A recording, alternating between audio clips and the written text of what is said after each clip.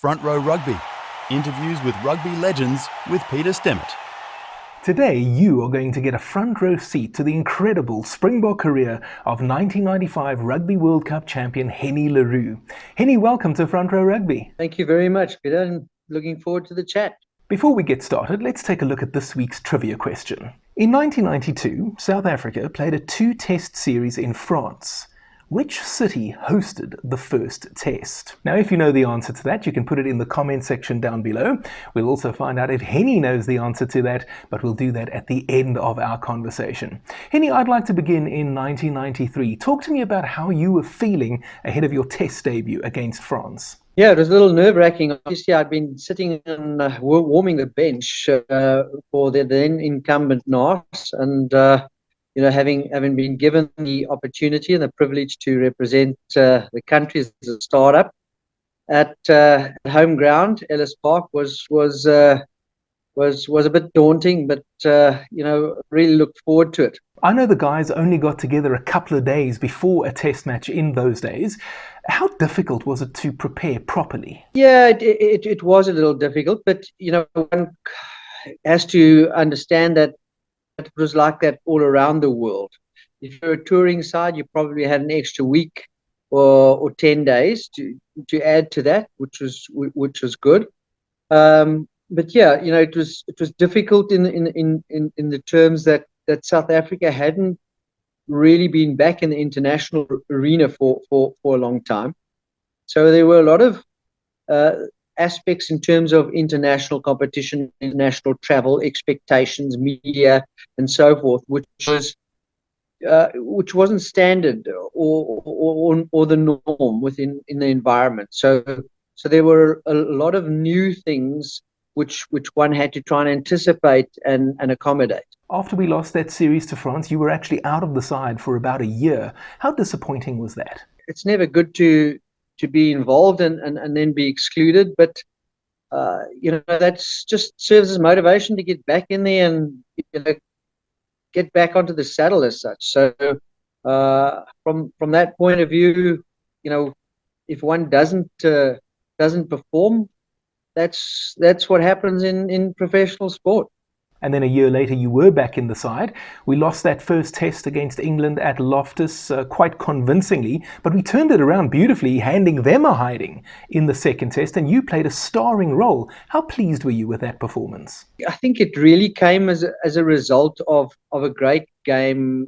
We played virtually the whole England test at Ellis Park, the test side, and it was the Transvaal side, and I think we beat them quite convincingly. It was something like 32-12 or something to that effect. And when it came to the test match at Loftus, I think we were, let's call it, overconfident and woke up being down 16 down, at half time, and it was a battle to come back. So, but moving on to the Newlands test, I think we knew that England had taken a step up, and we needed to really rectify matters. And Newlands, I think everyone rose to the occasion, and Newlands was a great setting for that comeback. And yeah, it is one of our more memorable games, in the Springbok jersey. So enjoyed it tremendously. How tough was that New Zealand tour? Yeah, I mean, New Zealand is always tough, going and playing number one in those types of conditions, and knowing that you're playing New Zealand is always a challenge. But there's a lot of respect both sides, and I think New Zealand in particular are the one side that South Africans love to play and measure themselves against. It's a feather in your cap if you can walk off the field and say, look, you've beaten a particular New Zealand side. So if rugby being the sport that it is in contact, and it really brings the best out of you, and I think New Zealand is avid competition for any budding young South African who wants to measure himself against the best. I've had Ian McIntosh, Tian Strauss, and John Allen on the show, and all of them have told me that they think that we actually could have, and maybe even should have, won that series. What do you think? Yeah, look, I think it was very close. There were one or two incidences, that happened, and a pass that went astray, right in front of the poles on the final match and so forth, which should have been picked up, and I think it could have gone another way. Absolutely. I tend to agree with that, but that's the nature of the sport, and it didn't. So you got to swallow the bitter pill and get on with it. And then ahead of the 1995 Rugby World Cup, you actually switched to inside centre as Joel came in to take the number 10 jersey. How did you feel about that? Well, Kitch came up and he spoke to me about how he perceived the changes within sport and so forth. And there needed to be more communication, and particularly in the back line in terms of defence and attack. And he raised the issue. Fly at that stage was probably my place of choice, but he indicated that there may be a requirement because the game started speeding up significantly, with the idea that your first centre at any given time could split from the scrum, and you actually playing with two fly halves.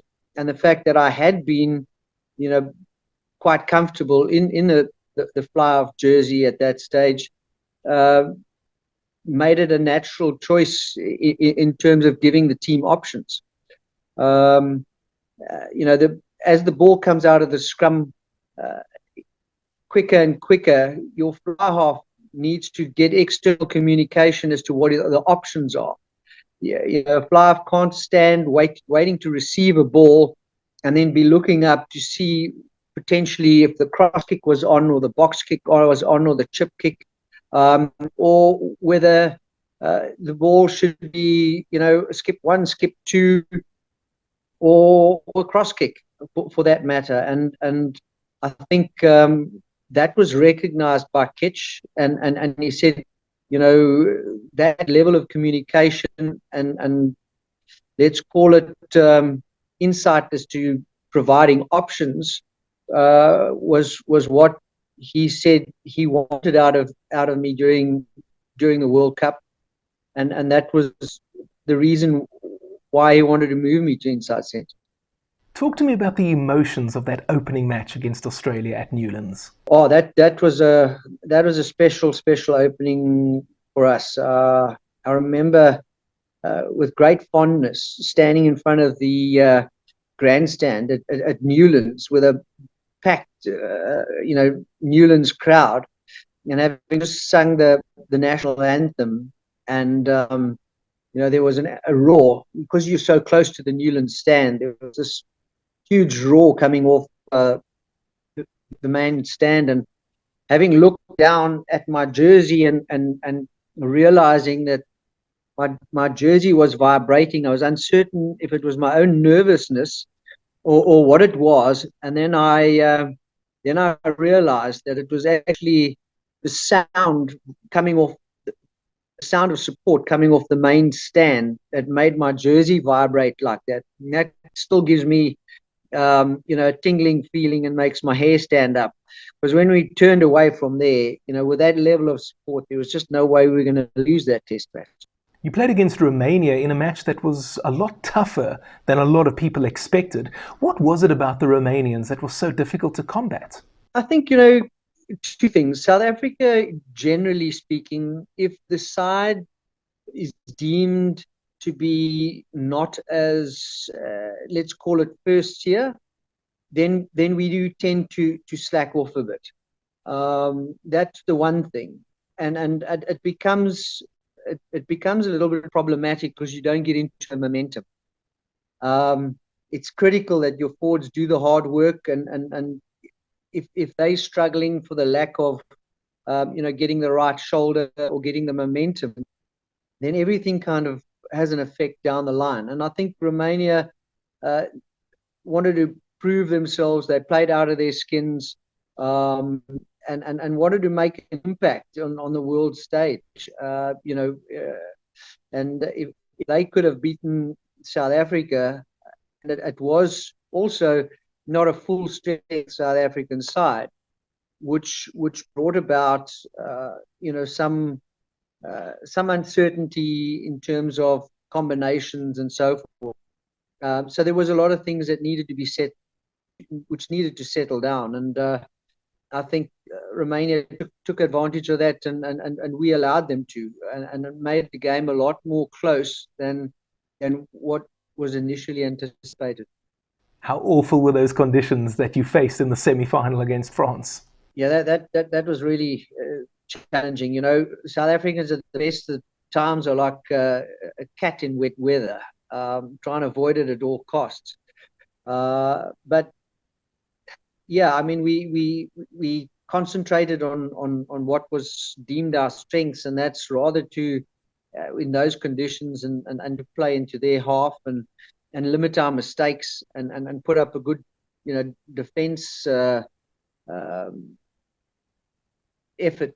So having done that, there was not ever going to be an open flowing type of game. So we concentrated on doing the basics well and playing for position mostly, and luckily that worked for us.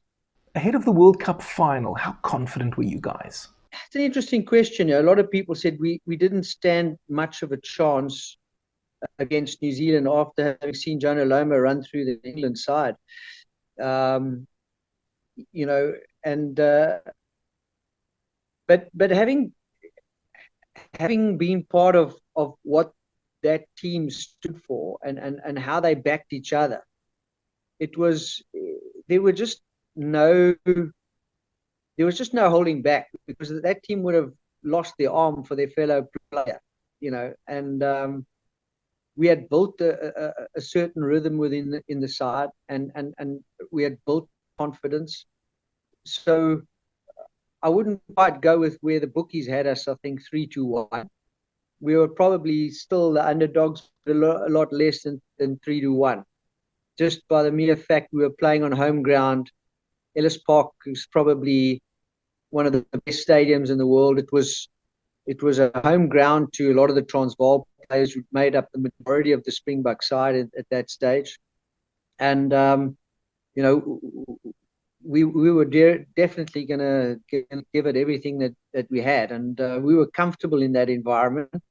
So tough it was, but, we were pretty confident that we were in with a good chance. And then the match itself, we actually looked quite comfortable, and in my opinion, we never looked like we were actually going to lose. I'm interested to know from you, playing in the match, did it feel like that as well? I think you're quite right. Our confidence grew during the game, and it became stronger as the game went on.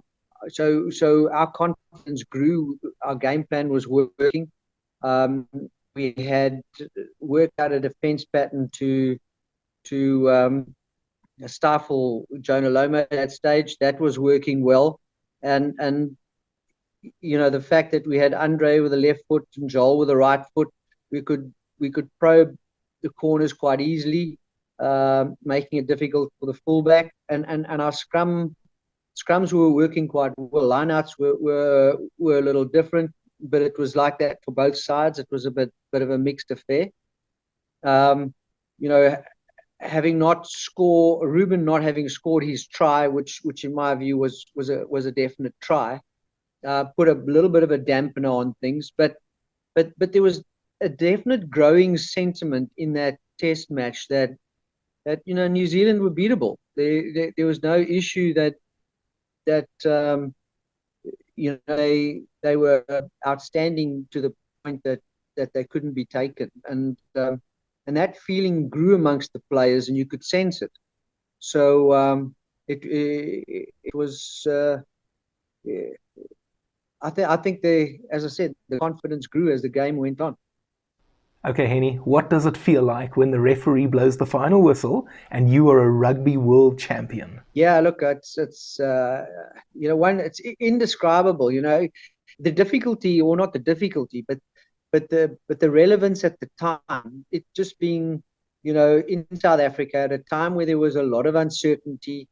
It was, you were playing not necessarily for yourself, but for something bigger, better, broader, and from that perspective, it was a relief in a way, and I mean that in the nicest possible way, because there was a lot of pressure, there was a lot of expectation, and you don't want to let the country down. So we really, when that whistle goes, the relief and the joy is indescribable. It really is the ultimate, I think, in any sportsman's life is to be crowned, the top in his sporting profession.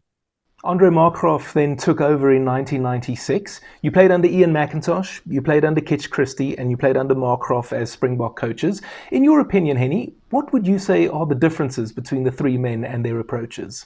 I think Mac had a specific type of game plan, and he was very, very rigid in terms of the game plan, regardless of anything. And that worked for Natal, because I think there was a lot of training that could go into it. You spend a lot of time together, getting a bunch of Transvaal people as part of that team, and then having to train them in accordance to quite a rigid pattern, which revolved around a lot of forward kind of play and interaction against what was, let's call it, natural within the Transvaal aspect, made it quite difficult. And then obviously, I mean, Kitch was just a great manager of people, enabled them to express themselves in ways that they needed to, and Andre originally, there was a little bit of confusion, because I believe there was a thought that he didn't have my support, because he had viewed that Francois, having left Francois out, I wouldn't necessarily have given him the support, which initially had a little bit of a, let's call it, an uncertainty in terms of how the relationship would work out. We had gone through a difficult time, rugby turning professional. A lot of personalities were left in the wake. A lot of people were fighting for certain rights for players, and trying to position themselves accordingly. So it was a very difficult time for rugby in a lot of ways. So yeah, from that point of view, I didn't spend a lot of time under Markgraaff. That was quite limited. So very, very different in their approaches. Each one trying to instill their own idea and flavor to the game. But as it would be, different coaches, different approaches. You mentioned Francois being dropped. What was your reaction to that? Yeah, look, I mean, I was obviously surprised by that. You win a World Cup, and the captain next year is not part of the makeup. Is quite surprising. It wasn't as if he was at the end of his career, but there were clearly, personality questions, between Andre Markgraaff and Francois at the time. What brought that about, I'm still not quite privy to, other than there must have been, uncertainty of acceptance. And it's sad that in certain instances these things happen. I think it's the coach's responsibility to try and sort out why and try and incorporate and try and keep teams like that intact, because I do believe that had we been kept intact, we would have, still performed for a good number of years in the Springbok jersey as a group like that. So, but that's not to be. Time brings about change, and we had to adapt and adopt and move on.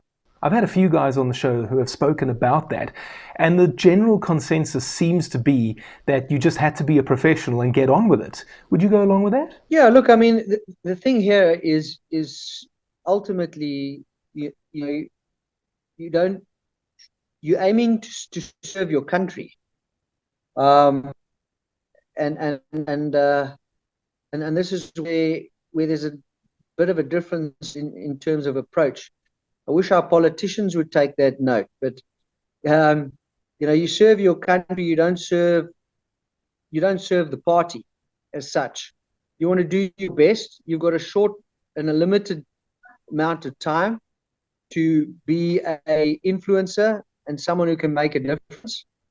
You get granted that time, and you use the time to benefit the aims and goals of the country. And the South African side would, in all instances, make a good trip of it, because they had that mentality, they had that attitude of, yes, some come and go, some sadly so, right or not right, but ultimately it's making sure that your record remains as clean as and intact as possible, because you associate yourself to wins and losses, in the green and gold. So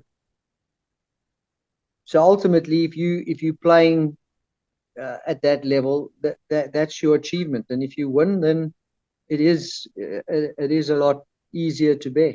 We finished off with a victory against Wales at the old Cardiff Arms Park. As it turned out, that was your last test match for the Springboks. How disappointing was it for you that it ended there? People take a view. At that stage, I had founded the South African Rugby Players Association, which probably didn't sit well with the authorities at the time. But I was committed to see that through and ensure that the players, had some form of protection in the process. We had to endure quite a lot of pressure from the authorities at the time. There were threats of cancelling contracts and so forth, and I was just prepared to make the stand for that. And if it meant losing my Springbok colours for it, to something that I was willing to do, because it wasn't going to end. It was clear that the approach was to make sure that any of the parties who had what's the right word, were still driving a player agenda, would potentially suffer the consequences of it. So it is what it is. I still enjoyed playing rugby in 97, 98, 99, and I thought 99 in particular, was one of my great years in the sport. And whether, I deserve to be at higher honors at that stage or not will always be in debate. But I had to accept it and move on. So that is a choice that I made, and I remain happy in some instances that I did. Okay, Hennie, who was your toughest opponent? Oh, it's difficult within rugby terms. In the old days, there used to be inside centre versus inside centre in defence and attack, but it was more combinations of people. You had the Littles and Horns as a combination in Australia at that time. They were quite slippery. Philippe Sela, I had the privilege of playing against him.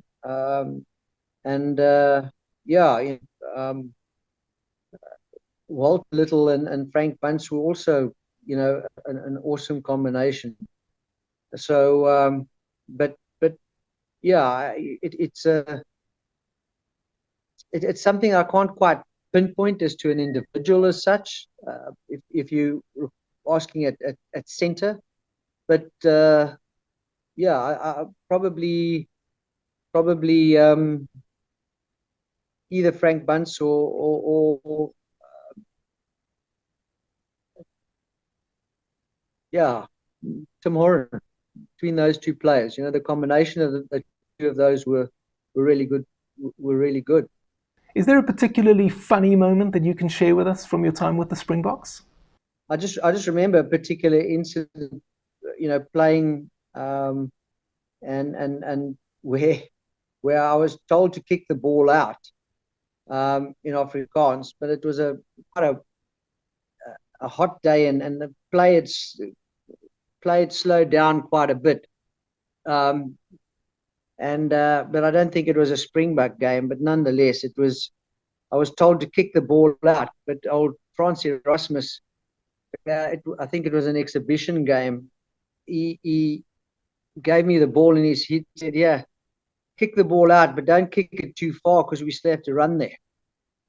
So that was quite a funny incident. But yeah, look, while you're playing rugby for the Springboks, you're not focusing on funny incidences.